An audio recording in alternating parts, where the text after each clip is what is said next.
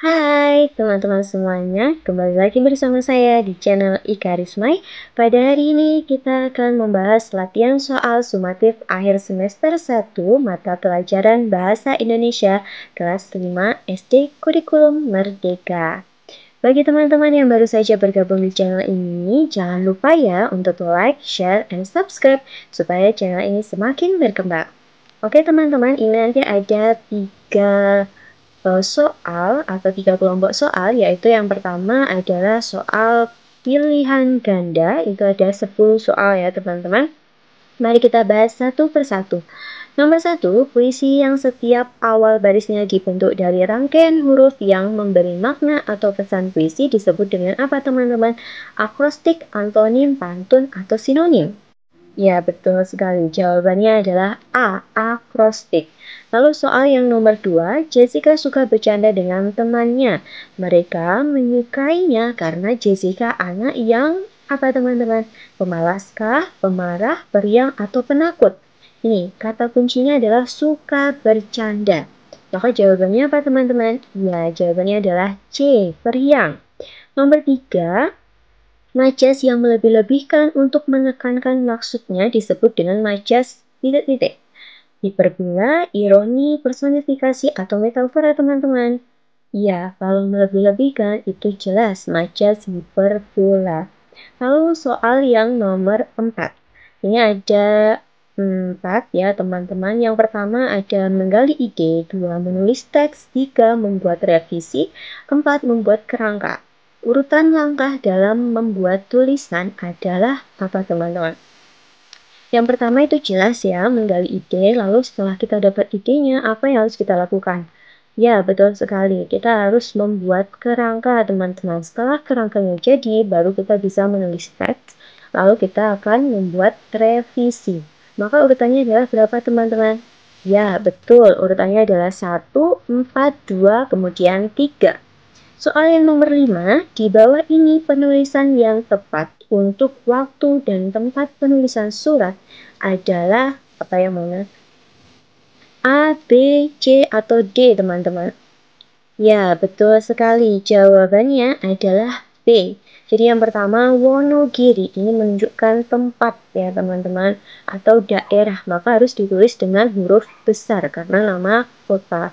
Lalu yang kedua, ini ada Juli. Juli itu merupakan nama bulan, maka juga harus ditulis dengan huruf besar.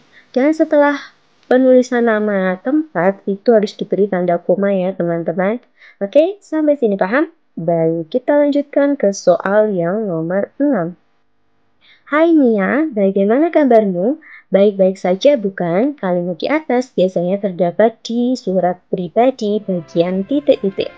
Bagian isi, pembuka, penutup, atau keterangan teman-teman? Iya, betul. Jawabannya adalah B, pembuka surat. Lalu soal yang nomor 7, jika ingin sukses menjalankan bisnis, kita perlu mempunyai mental baja. Makna dari idiom tersebut adalah, apakah kuat tenaganya, bekerja keras, tidak tahu malu, atau pantang menyerah mental baja itu? Ya, betul. Mental baja itu artinya adalah pantang menyerah. Soal yang nomor 8, gagasan utama tentang isi teks disebut dengan apa teman-teman? Alinea, ide pokok, jurnal, atau unsur intrinsik? Ya, jawabannya adalah B, ide pokok. Lalu soal yang nomor 9, berikut ini beberapa topik pilihan untuk teks eksplanasi kecuali titik-titik. Yang perlu teman-teman ingat, teks eksplanasi itu adalah teks yang digunakan untuk menjelaskan atau memberi informasi mengenai peristiwa atau kejadian alam. Maka yang bukan merupakan kejadian alam mana teman-teman? Iya, yang A, cara memasak mie. Ini merupakan judul atau teks dari prosedur, yaitu tentang cara atau membuat sesuatu ya teman-teman. Lalu nomor 10, sarana berkirim surat melalui jaringan internet disebut dengan ya C, surel ya teman-teman. Kepanjangannya adalah surat elektronik. Lalu bagian yang kedua kita akan membahas tentang soal isian singkat. Nomor 1, kalimat majemuk setara berlawanan biasanya memakai kata penghubung apa teman-teman? Ya, memakai kata penghubung tetapi, namun, sedangkan. Ada 3 kata penghubung yang bisa kita gunakan ya. Lalu soal yang nomor 2, Renata menghasilkan masakan yang lezat dan bergizi, titik-titik, dia membuat makanan dari bahan pilihan. Untuk melengkapi kalimat ini, kita bisa menggunakan kata penghubung apa teman-teman yang cocok?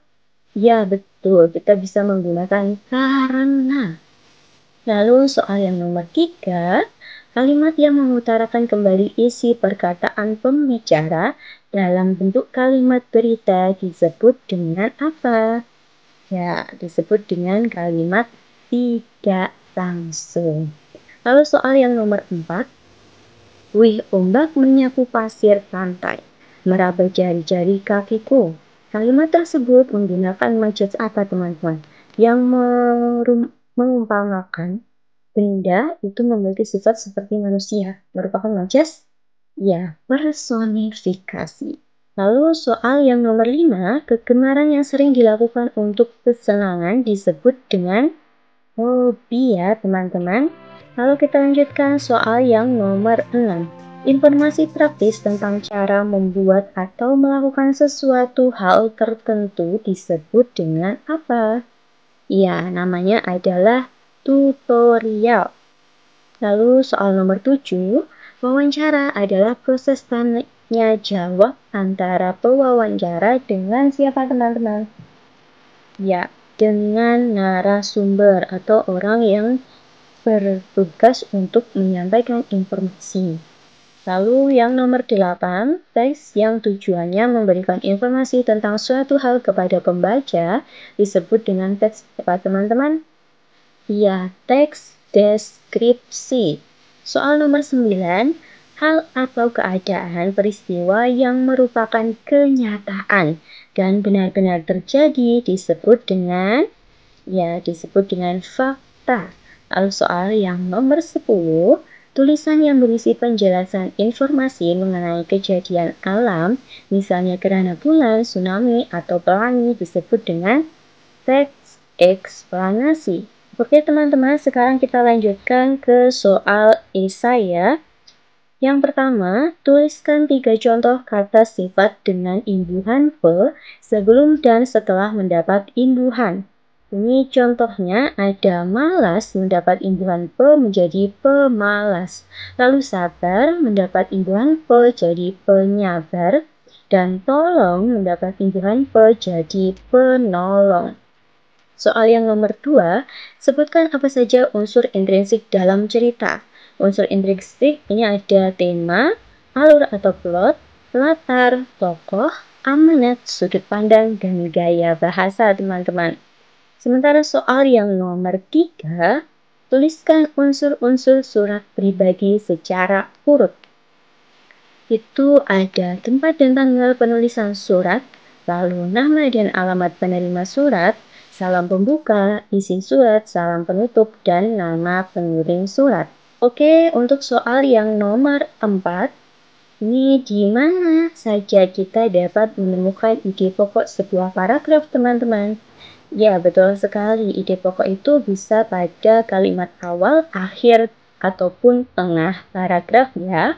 Lalu soal yang terakhir, apakah yang dimaksud dengan akronim? Apa itu teman-teman? Ya, akronim merupakan kependekan yang berupa gabungan huruf atau suku kata yang ditulis dan dilafalkan sebagai kata yang wajar. Mungkin teman-teman ada yang lupa tentang materi dari bab 1 sampai bab 5 bahasa Indonesia ini. Nanti teman-teman bisa cek lagi di video-video yang sudah saya buat sebelumnya ya. Oke teman-teman, sekiranya cukup sekian video hari ini. Kurang lebihnya saya mohon maaf. Dan semoga video ini bermanfaat bagi kalian semua. Sampai jumpa di video berikutnya. Jangan lupa ya, like, share, dan subscribe.